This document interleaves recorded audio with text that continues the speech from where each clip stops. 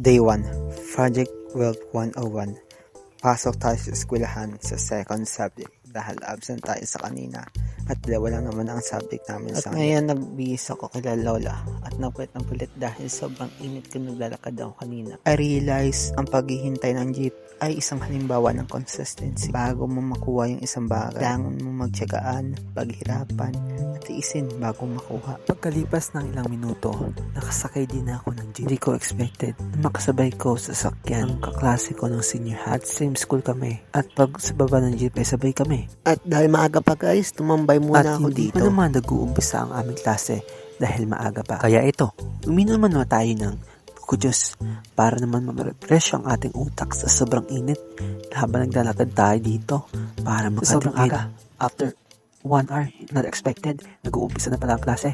Akala ko hindi pa. Kaya ito, late pala. Akala ko nga ibang section yung sa lab 2 namin dito Pero sila pa rin. Kasi tataka ko, pinag-iba yung mukha pero ayun pa rin, sila pa rin. Nabuksak ng pintuan, sinarado ko. Pero binuksan ko ulit. Pinapasok ako ng aming instructor. Ayun lang, ha.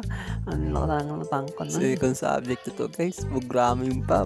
Panis, kalito sa ulo. At itong dalawang kaklase ko, kala mo nag-aaral. Pero yung pala nag-aaral ng tong it's joke lang. Ito ako, pangiti-ngiti na lang sa nagagawa ko dito sa pagpasok ko sa room. Ayaw ko pa anong nangyayari sa akin. Ito nga, kuhuling tayo guys. Pero ito pala, bubali yung kaklase ko ng load sa akin. Pero utang yan, bukas babayaran.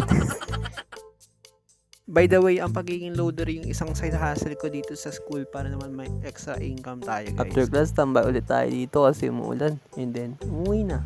Ayun lang guys, tamat sa panonood. Kahit walang kakwenta yung day 1 natin.